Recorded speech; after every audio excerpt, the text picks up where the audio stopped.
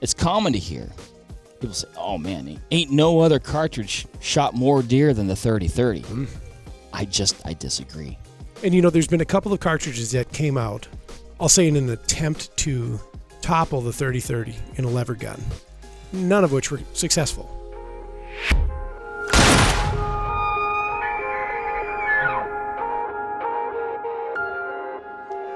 What is up, everybody? Welcome to Cartridge Talks, fully loaded. This is the 30-30. Is Grandpa's gun still relevant? Ryan, the year was 1894. A little old company by the name of Winchester introduces our first smokeless commercial cartridge, the 30 WCF, often called today the old 30-30. The old 30-30. Very cool cartridge. One time my uncle shot a deer one-handed with a Winchester post 64 angle eject. And he explained to me as a lad of probably 13 that that's not something that you would normally do. But it was the only shot he had, so he took the rifle in his hand and he held it, shot it. It couldn't have been far. No, very close. That's impressive. Yeah. That's cowboy stuff right there. Uncle Paul's kind of a cowboy. You bring up something, Ryan. My uncle shot this deer. And this is what you hear. Oh, man, my uncle shot this deer. My grandpa, my great-grandpa. We always hear, it's common to hear people say, oh, man, ain't no other cartridge shot more deer than the 30-30. I don't have the data. I don't have the concrete data in front of me. I disagree. I don't think that's true. Really? I don't think that's possible. The number of 30 WCFs on the landscape. And again, remember, 1894 on. The number of lever guns, they were very in vogue for a number of reasons. They were fast to reload. They were, not only just stuffing the tube mag full, but cycling through the action. Reasonably accurate, reasonably powerful, moderate recoil. I should say mild. Affordable, obtainable guns. And I'd say by today's standards, many a cartridge has been introduced over time. Yeah. That's been adopted and used, I would say, more often than the 30-30. Since I'd say since the 30-30's, what we'll call its heyday, deer populations have exploded. Yep. Just getting a deer back then was a big deal. I'm going to head into the woods tomorrow, try and finish out our archery season. Holy smokes, you're still after one of them things, huh? I got 3 tags. I could shoot 3 does and a buck tomorrow if I wanted. While you're talking, in that county, that county. What I'm looking up is number of units produced. Okay. But continue. Here's my argument. Yeah. And it's all anecdotal. Nobody in my family that I'm aware of, between myself, my brother, my dad, which my grandpa's passed, but we never killed a deer with a 30-30. I don't know anybody that on a consistent basis hunts with the 30-30. I'm not saying the 30-30 is bad. I'm just disputing that. I just don't think I don't think that is an accurate fact anymore. I think at one time it was true. I am doubtful that it is true today.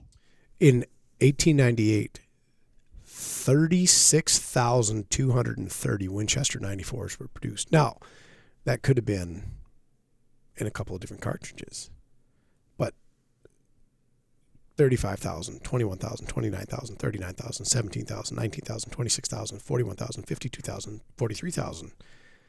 And the number goes up, up, up, up, up, up, up. We had this brief period between 1943 and 1948, which there was zero in production. 1949, 126,000 Winchester 94s produced. Okay. I imagine the bulk of which were 30 WCF. Let me ask you this question. Yeah. You answer, and your team answers a lot of phone calls here. People asking about their rifles, their deer rifle. How often is it the 30-30 they're asking about? Less now, but not uncommonly. There's a couple challenges, though. So Winchester 94 specifically. Mounting a scope to a Winchester 94 produced pre-angle eject, which I'm shaky on the dates. I'm going to say 1978. Mm-hmm. Maybe it's a little earlier than that. There's not a lot of opportunity for it, if any. However, a lot of folks would pick up this rifle and not put a scope on it. Same with a Marlin 336 or a Henry Sidegate gun. A lot of times those go scopeless. Okay, Small, so they handy wouldn't. carbine. So they Sure. wouldn't be necessarily calling It- with. It is an undeniably prolific cartridge. To have been around for 130 years, as of this recording, and still be a cataloged, nay, I say, modernly produced. We'll get to that later. Chambering. Any notable cartridges introduced in 1906? Refined 30 Government 06, which is a derivative of the 3003. I'm just being a smart aleck. Very popular cartridge. Very popular cartridge. But that was a much more expensive rifle. That was more expensive ammo. I would love, look at a lot of old black and whites. At the Yes. time. Not today. Not today. That's a different story, Mark. You used to be able to get the original Coca-Cola recipe. Can't get that today. Okay. So You got to know a guy. yeah, you look at a lot of the old black and whites. You see a ton of Winchester 94s. A ton of them. I don't dispute that. But again, operative word, black and white. Mark hates the 30-30. I don't hate the 30-30 because it's going to sound, this is it's not a bait and switch, but it's like when you read a book or something like that and there's some up and down, you're like, oh, wait, I think it's going that way. And then all of a sudden, you zigs and zags a little bit. Gonna add a little suspense for the reader, Brian. Yeah. A little twist and turn, keep the reader hooked. Because here's what I'm going to say. Well, I don't want to, I'm just going to say it. I was very impressed with the 30-30 Yeah. and its performance per our testing in these gel blocks, one of which we have right here. In fact, one more note on the 30-30 and terminal performance. My cousin Craig, who is the son of Paul, who I mentioned earlier in the podcast, shot a deer one-handed, with the same rifle, shot a young whitetail buck. It was a frontal shot from an elevated position at a relatively close distance. It was like a downward angle. To date, this remains the most bizarre path I've ever seen a bullet take through an animal, in which it appears, now I can't confirm this because this is the 16-year-old version of me. When we cut this deer apart, Craig and I, the bullet entered effectively the throat, hit the sternum, appears to have bounced up, hitting the spine, appears to have bounced down and exited the belly. The deer's head then went back and to the left. It was back and to the left. It was instantaneous, just boop, and we could not make heads or tails of that. There were two shooters, grassy knoll. That's something. I that same day shot two deer, and Craig and I weren't 100 yards apart, maybe 150. I heard Craig shoot, and then shortly thereafter, I shot, and then shortly thereafter, I shot again. Two deer. Not what we're talking about at all. No, not But at we've all. said 30-30, and you mentioned Craig. There's a 30-40 Craig. Different animal. Similar design and cartridge. It's rimmed case, long neck. Old. Very old. Yep, Craig Jorgensen rifle. Yep. Let's talk about rimmed case, long neck. Talk about the what I would at the time revolutionary, Yes. somewhat unique attributes to this cartridge by today's standards. Yes? No? By today's standards, yes. Yeah. What? Give us a rundown. Okay. So, Mark had alluded earlier, this is a very, very, very early and fairly revolutionary cartridge. It's bottleneck. Now, that wasn't novel. There was bottleneck cartridges at the time. This one utilized smokeless propellant as opposed to black powder. So we've talked a fair amount about smokeless powder. We haven't really talked a lot about black powder. We've talked about muzzle loaders and modern propellants, but we haven't really touched on black powder. Yeah, we always talk about black powder in the, I guess, thank goodness we don't have to use that anymore most of the time. I love shooting black. Traditional black, love it. I mean, it's cool. It's just dirty. It's not. That's the thing. I would rather burn a pound of Swiss 3F than a pound of Pyrodex. Really? Oh, yes. Without question. All right. This is a topic for another day, but Anyway, I am curious. Bottlenecked cartridge. 30 caliber, .308 diameter. Mm-hmm. It is rimmed as to facilitate function in a lever action gun. What's it doing that it's facilitating that? Well, the rim is going to allow the gun's mechanisms to, one, withdraw from the magazine, two, chamber, and then extract via the lever action. Okay. They made a couple of bolt actions in these too. Mm-hmm. Yep, which is pretty neat. Single shot. It's a wonderful cartridge. There's even some really interesting kind of wildcats, kind of commercially successful cartridges. A notable one that doesn't get a lot of talk is a cartridge called 730 Waters. I've heard of that. Yeah, which is it could be a lever gun cartridge if you wanted to work over a 94 or a 336 or something like that, but oftentimes was put into single shot rifles and pistols like a Thompson Center Encore or Contender. But very svelte cartridge. When you look at it, its neck is unusually long. Its shoulder angle is unusually modern. It's got a fair amount of body taper, and then that rim is pretty. I mean, it's a rimmed cartridge. There's no doubt about it. But it hasn't changed since 1894. There have been things made from it, but it still remains just absolutely viable. What are some cartridges that have been born from the 3030? Sharing its lineage, 2535, 32 Winchester Special, 3855, 730 Waters. There's a couple of fun little wildcat cartridges that folks have made against single-shot pistol stuff. Oh, cool. The 360 Buckhammer is loosely based on this, if I read that email correctly. And, yeah. It's a good one. It is. In the blocks that we have here, or the block, I should say, singular, we'll have three. Three, yeah.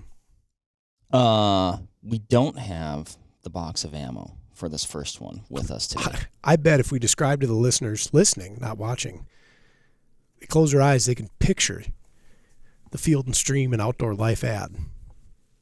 Remington Core-Lokt, the deadliest mushroom in the woods. I've said it before, and I said it in the first deer, I think the first 3 deer that I ever shot. Core-Lokts. Core-Lokts. I believe they were 165 grainers out of my .6. So you, as a lad of preteen to teen, took to the woods with an .6. Oh yeah, my first deer rifle, which was a little too much. Yeah. I shouldn't have been, I was 12 years old with a Remington 760 Game Master pump action 30-06 with a little bit of a trimmed down stock. My grandfather bought it from, he bought my brother and I essentially the same gun. My brother's gun has like the kind of like the corncob pump, and mine is the more. Does he still have that gun? Mm-hmm. You should get that gun. Oh, really? Okay. Mine's got the, what would you call it? Standard foreign, like shotgun foreign. It's got like the scrolling in it, though, or whatever. Press checkering. Press checkering. Yeah. But it's got like squiggly lines and stuff in it. You know what I mean? Yeah. Okay. Anyway, that's mine. I always kind of liked my brother's better a little bit. Yeah. Well, let's go take it. Okay. Yeah. We'll work on that. But I think my grandpa bought him at a garage sale or like from his neighbor or something like that. And mine, they'd cut the stock down a little bit. It was his wife's gun. Sure. So it fit me a little better. But man, it's a lot of gun for a 12-year-old kid. Mine was a Winchester Model 670 in .308. Later then, I graduated to a Model 700 in 30-06. That's cool. Yeah. I'm trying to remember because at one time my brother, my father, and I, all three of us hunted. I think my brother ended up using the 06 or the 308. I think the 06. No, it was a 308. You don't even know what happened, do you? No, it was a long time ago, Mark. No, I'm saying I tricked you into this conversation. Talking just anecdotally about all these first deer rifles, and my brother had this, and my dad had that, Yeah. and we did that, and it all happened with 30-06s and 270s, and not the 30. You know what I think, though, Mark? I think that is a regionally specific ordeal. Well, that could be. I believe it is. And I'm gonna fall back on this. The important thing, Ryan, is that it's not that we sort out that the 30-30 is or isn't relevant today. It's just that I'm right about this minutia of a point that I was trying to make a lot earlier. Let's proceed. Mark is right. I've frustrated you into submission. Okay. You really are a stinker. Pretty heavy bullets out of A relatively small case. Relatively small case. Say 150 to 170 is the average operating range. Mm-hmm. This Core-Lokt that we were talking about earlier was a 170 grainer coming out of the muzzle at 2,200 feet per second. Yeah. When I looked at the box, I just instantly thought that was just going to be so anemic. Like a plump. Yep. Particularly considering the density of these gel blocks. Yeah. I was more than impressed with at least the penetration that we got with that projectile. It went rather deep. Yeah. Pretty solid. Yeah. I'd say comparatively not an impressive permanent wound cavity. No. To like when we've done like a 308 or a 06, Couple cartridges that we've done have been on the, say, lighter end of the scale from a performance value standpoint. I'll throw a couple out. 300 AAC, 350 Legend, 30-30 Winchester. That's this one. Yeah, they're all right in that kind of pocket. And that stands to reason because they're all moving at relatively similar velocities. Sure. Plus minus 100 or 200 feet per second here or there. Yeah. There's been some outliers. 300 Blackout with the Barnes loading did really good. 30-30 with these FTX loadings look almost indiscernible to 308s. And the 350 Legend, and especially that 170 lead load, that was pretty special. Yeah.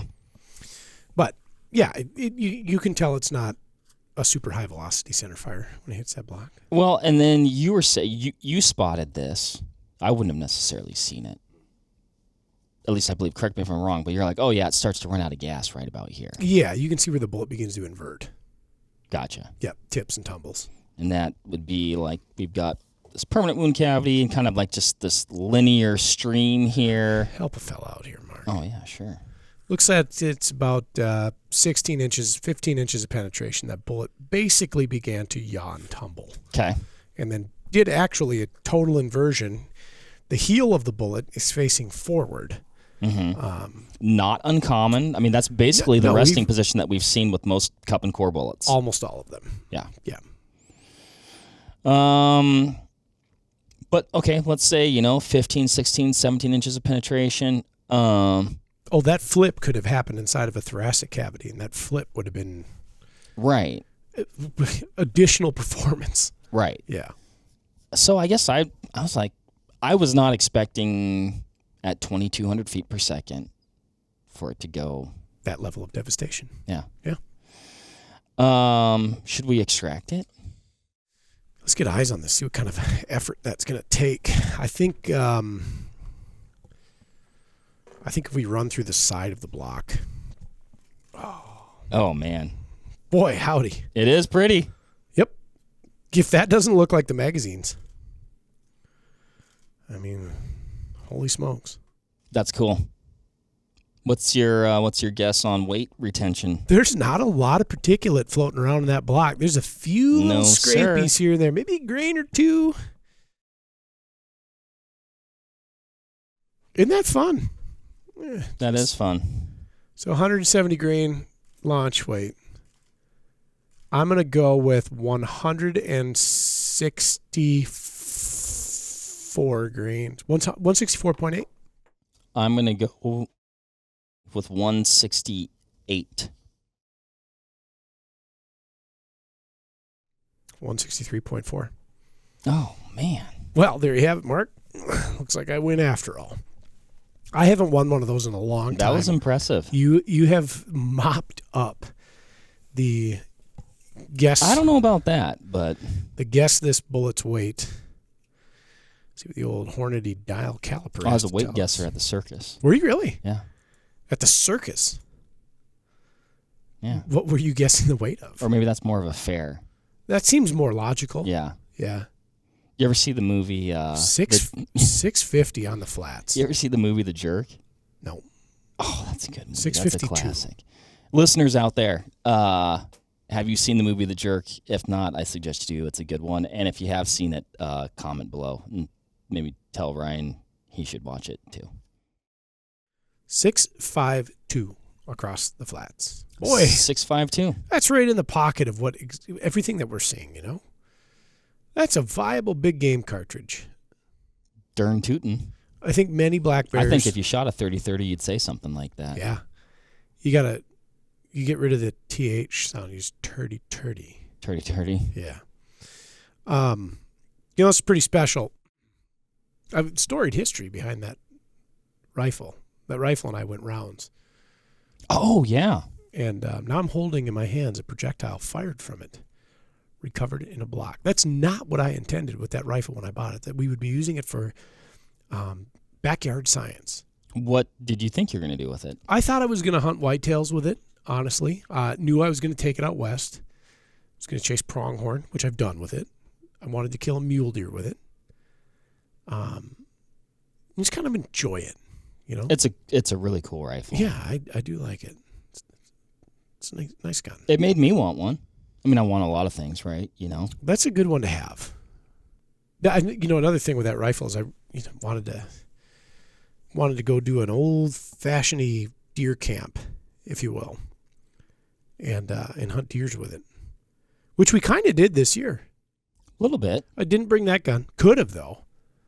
The buck that I shot, I could have taken it with that rifle. You would have gotten one of your deer with it. That's right. I think the other one would have been a little bit tougher proposition. Likely impossible. But nonetheless, this would have been a fine load to use, this 170 grain Core-Lokt. I think we should tell the story of the rifle that this we particular shot rifle? in the Sure. We don't have it here, but it's the rifle that you shot. Yep. In the Cartridge Talks video episode. Yeah. I know some people are watching this videoed as well, but it's like the more video. You shot, I did not shoot it.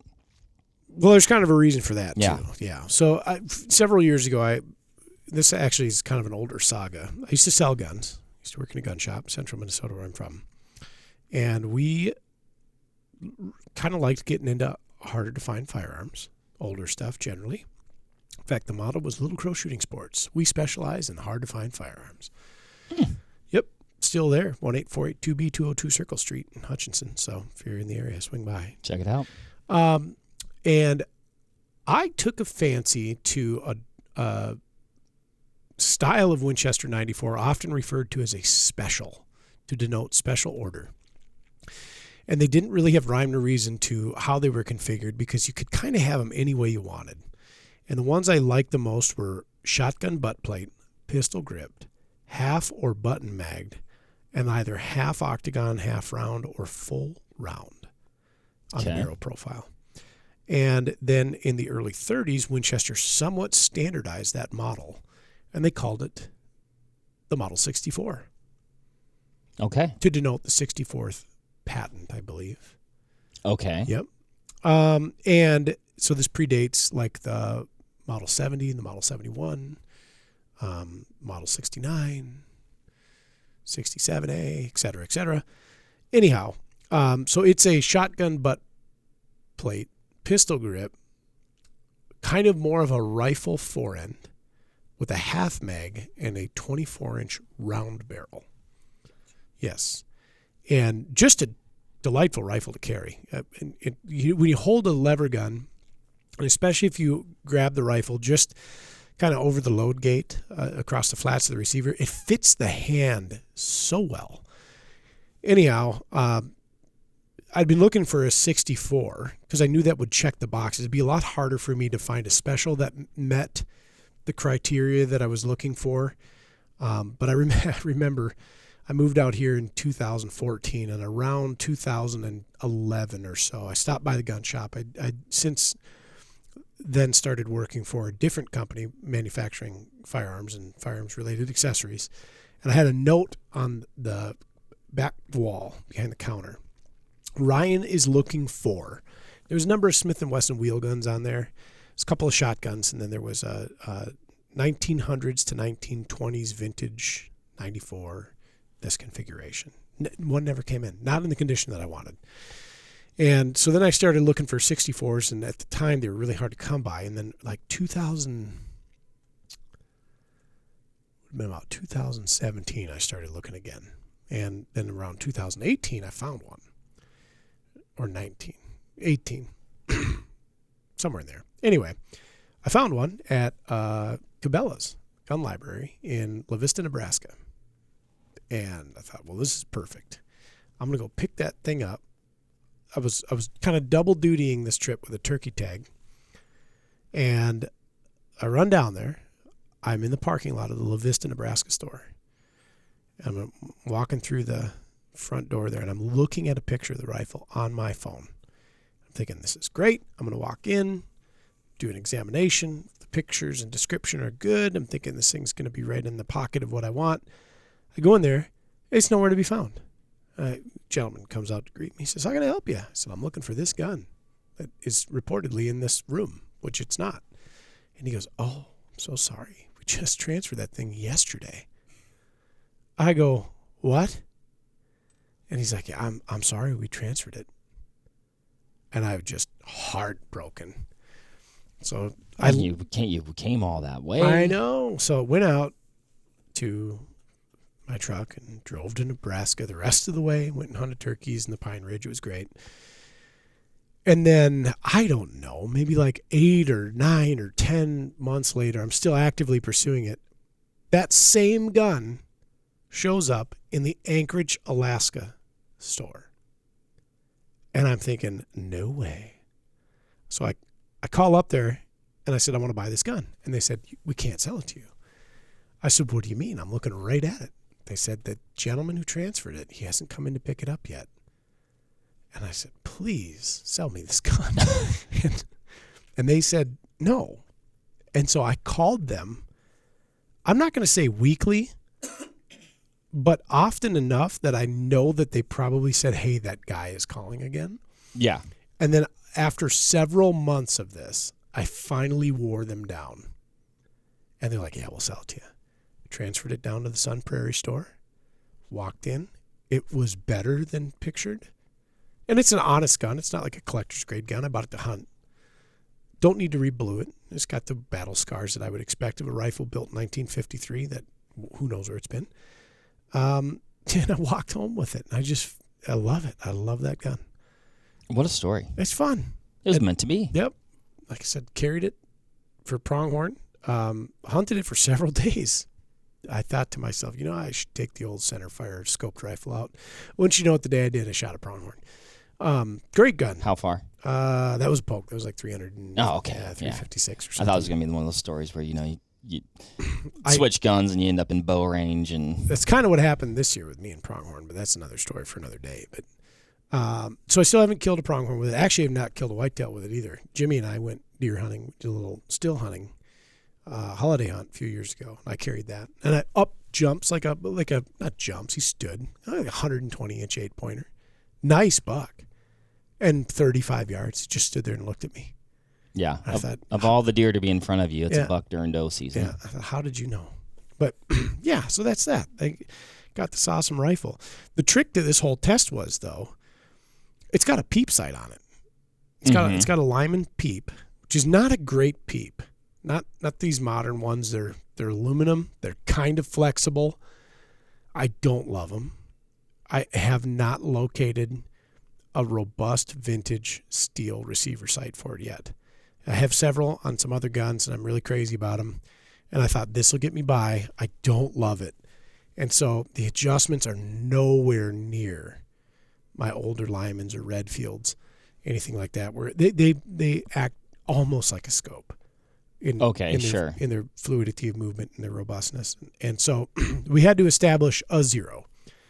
And we had 3 different ammunitions to zero with, or to shoot, to test. And we actually had limited quantities of all 3. There really wasn't room to just bang away all day. Yeah. So I had to revert the zero from one load to a completely different load, which actually was 150 grain federal soft point, not pictured here, but we had a quantity of that. Shot the X out of the target at 100, literally. Shot then the 170 Core-Lokts, and it was within about 2 minutes of angle. Right. And I thought, okay, I've got a fairly gratuitous target. I've got like an 8x10 or a 10x10 or so. Well, I'd say also of note, you're shooting, an open-sided rifle at a distance of 100 yards. Yeah. Indoors. I mean, I'm not expecting quarter MOA accuracy. It's surprisingly capable, though. Like the gun, if I do my part, the gun is capable of, I would say, not routinely. I can't always shoot a minute group because I don't really actually have that good of eyesight. But I have shot minute of angle with it on more than one occasion. And so it is fairly famously accurate. But we had 3 different loads. So we have 3 like very distinctly different points of impact. And most notably was the 140 grain Monoflex, which we'll get to, was like 9 inches high, 8 inches high. It was high. It was significantly different. Yeah. And so we started off with the Core-Lokt because that was the closest to it. And, hit about actually exactly where we thought it would. And, as evident, 163.4 grains or 164.3. Now I've forgotten. Let's reweigh it. And again, there's no bone or viscera or muscle tissue. 163.4. Textbook. Did everything we wanted it to do. It looks good. I had to hunt deer with that. No sweat. And that's classic. That's the old load. It's not one of these newfangled LEVERevolution options that we have today. Should we do a little hot swap on the block? Let's do it. All right, we are back. I was just giving Ryan a little bit of guff. He was on his cellular telephone, and I said, Ryan, it's like podcasting with a 16-year-old teenager. But you did inform me you were in fact looking up something pertinent to the podcast, and that was the year of introduction of LEVERevolution cartridges, which actually took us a surprisingly long time to find. You know where we found it, Mark? Where? Chuck Hawks. That's a great website. My stars. Chuck he's not going to steer you wrong. Nope. He's like the OG of independent internet gun writers. Man of many talents. Yeah, I've never met Chuck. Neither have I. For all I know, Chuck Hawks is just a... You think his real name's Chuck? Or could be. Chuck Hawks could be a whole different animal. It's in itself an entity. And that's where a certain style of writer goes to submit an article. Do you think Chuck you think Chuck Norris is writing these articles? He's like, I need a pen name, and he's like, Hawks are cool.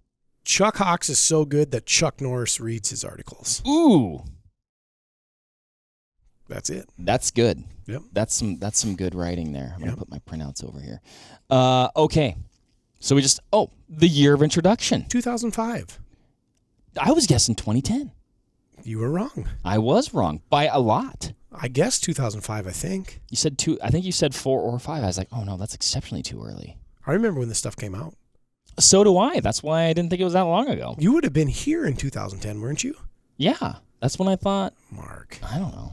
I was a pup. Time is, I don't even know if I had a driver's license. No, I did know if I had a driver's license. It's cool stuff, though. Oh, it's monumental. It was revolutionary. Mm-hmm. I was just thinking about that this morning as I was driving to work. I was listening to the Hornady podcast, and I really like the way they do things over there. Mm-hmm. I got thinking, like, when don't they come out with something that absolutely turns the industry upside down? They're innovators. They're in the business of innovating.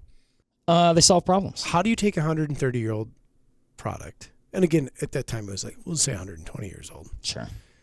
And make it yesterday viable, or viable today. That's a better way. Mm-hmm. What I wanted to do is inspire, like, dramatically shortening the time frame. They're taking an old cartridge and making it compatible with modern components. And expectations. Yes.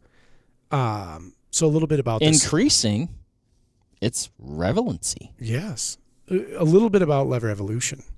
It's not just 30-30. It comes in a myriad of rifle and pistol cartridges. Spire point bullet. This should be a notable distinction between the previously tested projectile, which is a lead round nose. Mm-hmm. So this is a more conventionally shaped bullet, boasting a remarkably higher BC. Mm-hmm. It's a very modern design, right? One challenge with lever guns that are tube fed. Not all lever guns that are tube fed, but most lever guns that are tube fed, because some have a little spiral tube. You get away with pointed bullets. But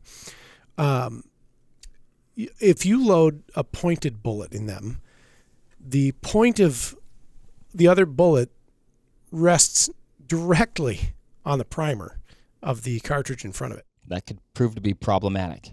And upon recoil, when we have rearward movement, bam, one of them bullets slams into that primer, chain fire. Cataclysm. Undesirable. Bad news bears. This tip is not hard plastic or Delrin, as we often see these. It's like squishy. It's got like a distinct, I don't know if we can picture this well. It's kind of like a soft rubber tip. Yeah. It's harder than... I don't know the exact material off the top I of don't my know head. either. I'd have to look that up. It's harder than a bouncy ball. Yeah. But softer than most plastic. And like you said, it's in the middle because it's soft, but also rigid. So durable. You got to give it a little bit to get it to flex but there. It definitely moves. And it changed lever guns dramatically. It adds like 100 yards plus to performance values of the gun. And when you pair, I'm going to leave my 64 on the table and probably grab a more modern lever. And I'll go back to circa 2005 when I was thinking about the gun. It was the Marlin 336 XLR. Okay. Or the Marlin 336 stainless laminate, like 24-inch barrel, half mag, full, pistol grip, recoil pad. I mean, it was like the deluxest of modern lever guns at the time. Okay. I think maybe the XLR was specific to a couple of cartridges. Maybe not. It goes back a ways. It's almost 20 years ago. This was like a very viable gun. Like if you said, I want a gun that I could hunt ethically to, dare I say, 300 yards. That was an option. You put a modern scope on it, you have very modern ammo, and you could do it. And it was kicking down the door, not far off of some otherwise considered higher velocity, higher performance cartridges. Within a few hundred feet per second of like 300 Savage. Even 308 Winchester. Oh, come on. 2,400 feet per second on 160 grain FTX. What's a 168 Botel soft point leave a 308 out of a comparable barrel length go? Probably within a couple hundred feet per second. And probably a couple hundred feet per second. It's right in the pocket of 300 Savage, just below it. That's legitimate. And there's been a couple of cartridges that came out, I'll say in an attempt to topple the 30-30 in a lever gun from performance standpoints, none of which were successful. For instance, 307 Winchester. never heard of it. Bingo. How about 308 Marlin Express? I think I've heard of that. Yeah. When was that introduced? 308 MX, around the similar time frame. Okay. Yep. There was a 338 Marlin Express too that also didn't go very far. Okay. But 307 Winchester, it's a cool gun. 97 or 94 big bore was like a reinforced Model 94, and so you could handle that larger, higher pressure case. Look at 307 Winchester as simply a rimmed 308. Oh, okay. But they still tied it up with like a 170 grain flat point or 150 grain flat point. And that doesn't matter. I mean, it still put up pretty respectable numbers.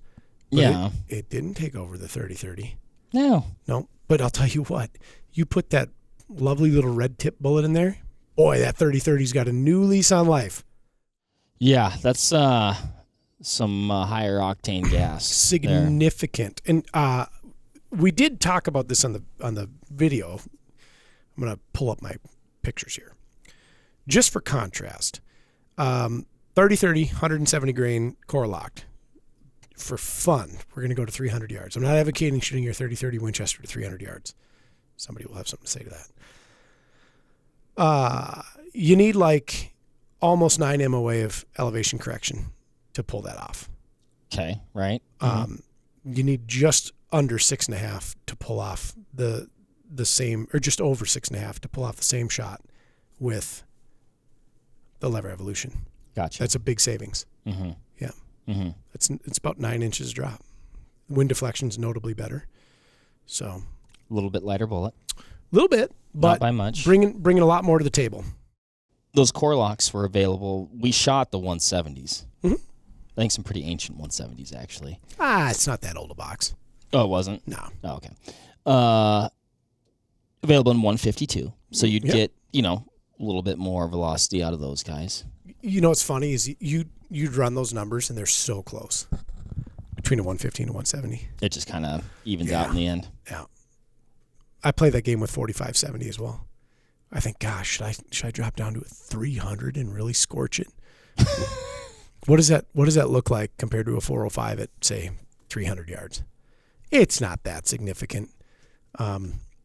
So anyway. Oh, and also when I think about the practical distances that I'm likely going to be using these cartridges. Yeah. And not even like, I suppose you might get a longer shot, but like I'm going to pick the hunt based on. Sure. I mean, let's be real. If you're using an iron-sighted 30-30, 100 yards is a challenge. Right. 200's that's a poke. Yeah. With a scope, maybe another story. Yeah. But LEVERevolution, 160 grain, spire-pointed bullet, specialized tip so as to not allow a chain fire to occur in your magazine tube. Pick up 200 honest feet per second. Pour on the gas from a ballistic coefficient standpoint. Exploit velocity, ballistic coefficient, and bullet design and construction. And we have a pretty remarkably different outcome in the block. Yeah. Mm-hmm. So the wound cavity is significantly better. Absolutely. There's not such a distinct inversion of the bullet. Nope. It's tracking laser beam straight. Yep. This looks a lot like a 308. Yeah. From what we've seen with 308. Mm-hmm. Looks a lot like a 308. Not too dissimilar. And, it's not like they're remarkably more punishing to shoot the gun. They're really not. I mean, there's a little more recoil. There should be, right? That's basic physics. But it's not undue. Like, no. If you're shopping for a 30-30 or if you have a 30-30, and for many of the same reasons, I think a lot of American youngsters and Canadian youngsters started with 30-30 because it's fairly gentle to shoot. This still falls into that category. Oh, yeah. While providing notable ballistic advantage. And you're going to pay a little. Yeah, you're not. But you're getting that advantage at, I'd say, a minimal cost as far Correct. as Yeah. Effect on the shooter. Yeah. It's cool. Should we? Mark, please do the honors. Well, I think I don't know if Ryan shortened my leash here or what, but I'll try to feed you as much of it as I can before I unplug you. The chair. Oh, Mark, you've goodness, got look at that. plenty of room. I think you go right through the top, old friend. Yeah, that's what I'm thinking too. Mark, you got a weight guess? Your launch weight was 160. Launch weight 160. Oh, I got to examine the block a little bit. In the interim, I'm We've gonna lost the tip. bullet. We lost that. Bing, bang, bang. He left a lot of material on there, folks. 60. He left like half a gel's block's worth of gelatin in that bullet. I'm gonna go with 142. Ooh. The number I had in my head was 147.4. Once I clear out this material here, which I realize now that I wagered a guess higher than you, I stand to probably be more successful if I leave it in. I just can't leave well enough alone. It's like scratching a sticker. You ever do that? Like a scratch and sniff sticker? No, like you try to get the label off something that doesn't. You have to keep at it. Yeah. Nothing's more unsightly than a sticker that's half peeled. Okay, Mind you, my guess was with that extra in there. Yeah. So you said 142. Much. Yeah. Okay, I'm gonna say, you know what? The hell with tenths, Mark. 142, 147. Okay. Oh, 136. Mark wins. Yeah, 137. Okay. Well, you still won. So we lost a little bit of material, but looking at the projectiles, it's evident that the nose cone is engineered for some tearaway, right? Mm-hmm. So this is going to assist in low velocity expansion.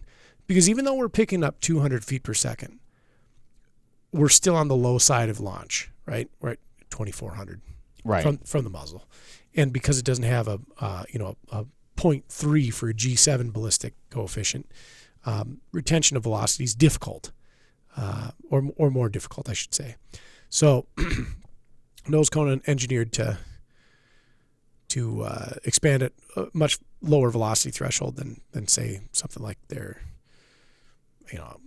interbond or interlock. Yeah, and it makes perfect sense. Yeah. Like all of that, like you said, is completely intentional because this does become a little bit more viable at longer distances, and you're going to need it to be able to expand under whatever impact velocity that is at 200, 300 yards.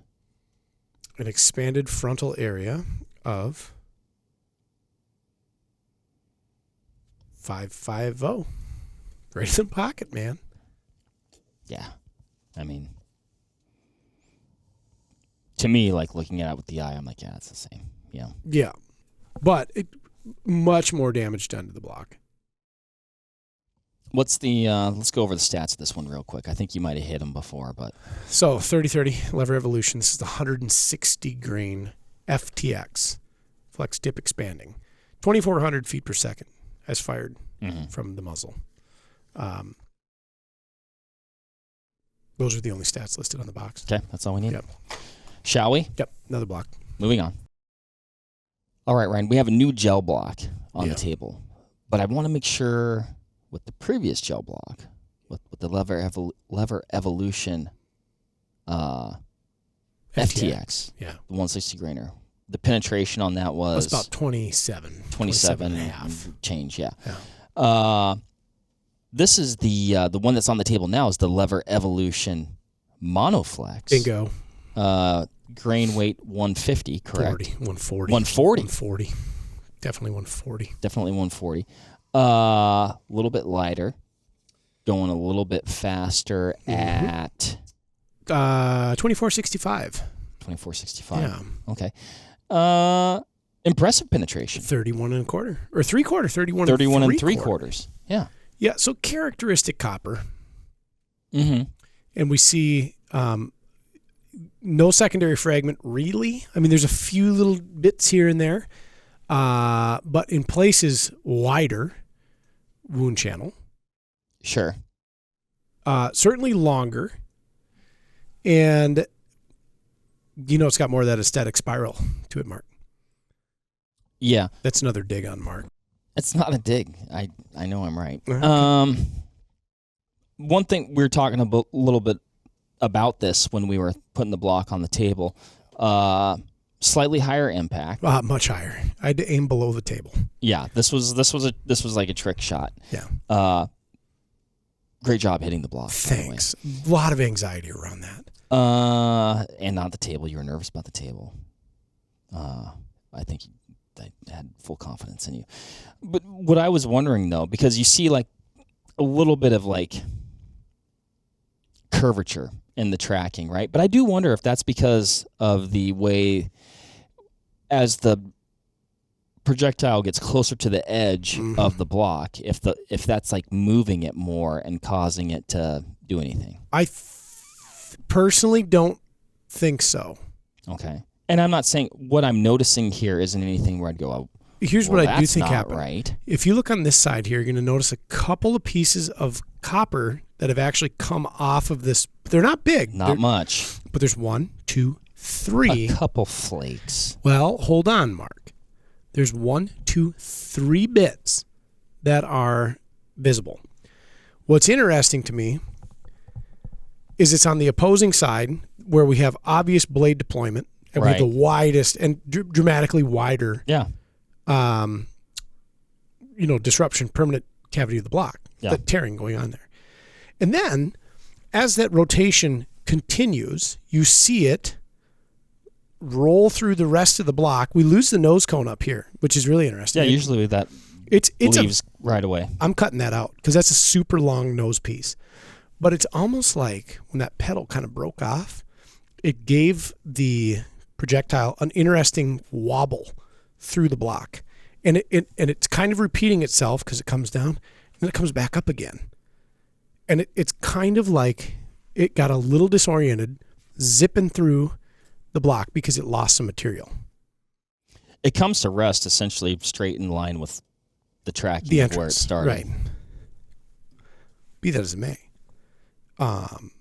You know I'm a big fan of copper. I know you are. Yeah. Yeah, you mentioned that. I think that this gives the shooter who's running a 30-30 the ability to punch through a little bit more material than even the FTX counterpart, which is still a stellar bullet. Yeah. I think if Black Bear was on your list, this would be what I'd be after. I'm going to make a couple cuts in this, Mark, because I'm going to try to cut that nose cone out too. Contact. Look at that thing. Holy smokes. That's where I'm going. It didn't lose anything significant. Well, there's one pedal that didn't. So there's one pedal that's 2 pedals. They didn't split down the seam, and I think that gave it kind of a little bit of sailboat effect. I bet that's what that is. Mm-hmm. I bet that's what that is. Would you hold that? Yeah. Well, thanks, Mark. I'd love to. Appreciate you, boss. Be careful, because that's a more delicate. You know what that looks like? That looks like one of those red worm baits. You ever fish those? Those like little micro worm baits? Maybe something like that for ice fishing or something, perhaps. Fishing brookies. Yeah, look at that. Oh, wow. Yeah. That is interesting. That's what I'm saying. It's like super duper long. And what I don't know is like, did it get extended? It even has a number on it. It says 70. I want to know, did it get extended through... You have good eyesight. I can't read that, though. Through some process where like heat and pressure goofed it up? Or are they that long? Might have to... That is a good question. That's interesting. All right, Mark. Let's fire up the old Lyman Pocket Digital. All right, this thing started at 140. Yeah. I'm going to say 138.5. Good answer. I'm going to go with 137. Okay. 135.9. Call that 136. Wow. Yeah. How much is this little guy? What? Is that real life? Wait, hold on. 136. Okay. It's a full grain and 2/10. Yeah. Wow. Sure.